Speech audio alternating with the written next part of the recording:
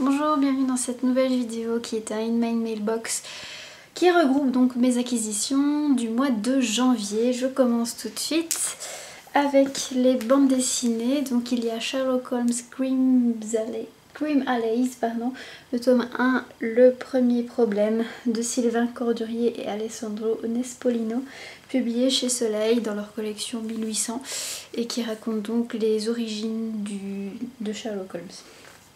Je ne sais pas combien de tomes sera la saga pour l'instant. Voilà à quoi ça ressemble et à l'intérieur. Donc un petit peu, voilà.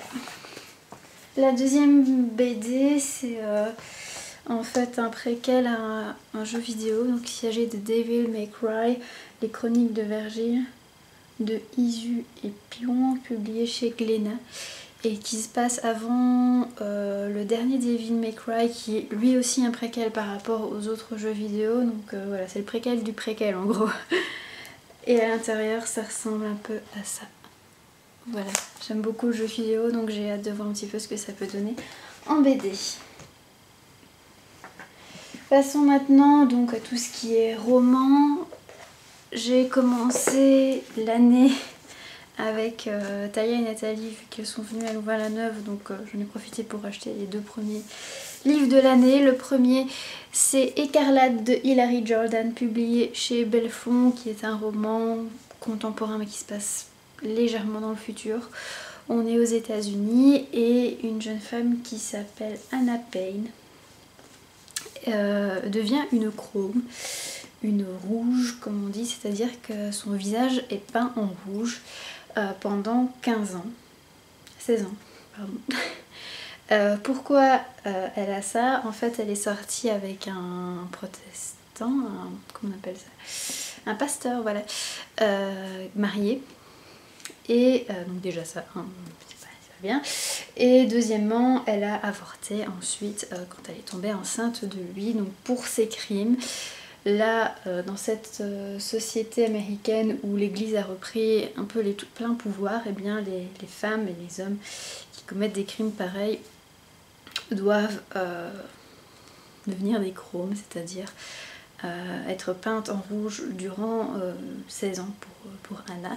Dans ce cas-ci, car pour un peu qu'elle purge sa peine, pour montrer qu'elle a fait quelque chose de mal et surtout pour que chaque personne qui la croise dans la rue durant ces 16 années sache ce qu'elle a fait. Et donc Anna, dans ce monde, elle va essayer de fuir, si j'ai bien compris. Voilà, j'ai hyper hâte de le commencer, je l'ai découvert dans un informe e-book. Voilà. Deuxième roman que j'ai pris ce jour-là, il s'agit d'Harold et les dragons, le tome 4, Comment dompter une brute complètement givrée de Cressida Cowell, publié chez Casterman. Donc là c'est la collection poche avec des couvertures pas très jolies. Mais bon, j'aime pas dépenser autant d'argent dans cette série parce que voilà, ça se lit très très vite. Vous voyez, il y a plein de dessins, plein de petits trucs comme ça. Donc payer 13 ou 14 € le grand format, ça fait un peu cher, donc je préfère me rattraper sur le poche. Pour ceux qui ne connaissent pas, donc c'est la saga à l'origine du film Dragon ou How to Train Your Dragon, où on suit donc le jeune Harold, un jeune viking un petit peu, comment dire, il est petit, il est pas costaud, donc il ressemble pas du tout à l'idéal d'un viking, et surtout il a une petite créature comme dragon qui est voilà, qui s'appelle Croque-Mou et qui est très très impertinent et qui est hyper drôle à suivre.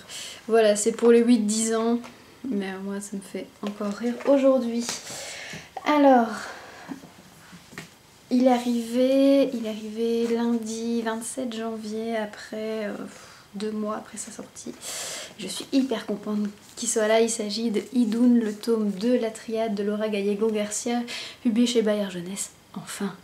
Enfin, bah oui, parce que ça fait 2 ans ou voire 3 qu'on l'attend celui-là, donc j'ai vraiment hâte de retourner sur le monde d'Idun, de retrouver Jack, Victoria et Christian. Donc, voilà.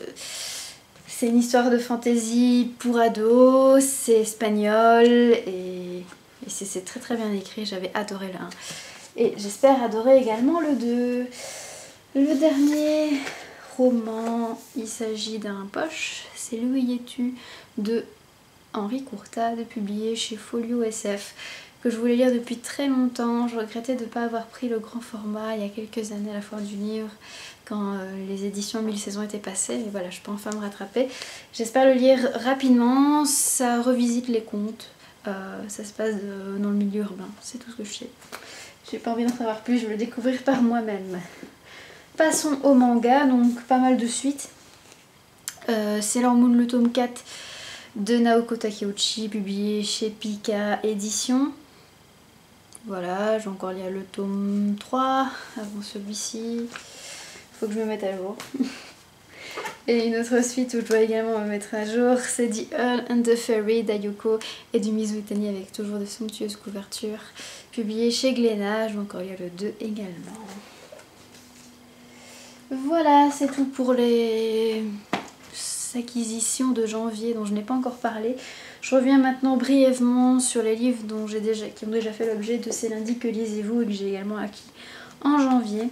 Donc il y a Akaiju, le tome 1 de Shingo Honda, publié chez Tonkam, donc récit survival avec des monstres bien dégoûtants. Vraiment un manga d'action en tant que tel, faut pas chercher beaucoup plus loin. Également en manga, Le Voyage de Kuro, le tome 3 de Satoko Kuduki, une très belle histoire poétique et initiatique. Voilà, un long voyage qu'on adore partager avec Kuro. Et enfin, un livre que j'avais attendu pas mal de temps à la FNAC, c'était Le Monde de Charlie de Steven Chbosky, publié chez Sarbacane, un magnifique roman pour adolescents qui est très percutant. Voilà, c'est tout pour cette In My Mailbox. On se retrouve donc en février où j'espère faire un petit peu moins d'achats.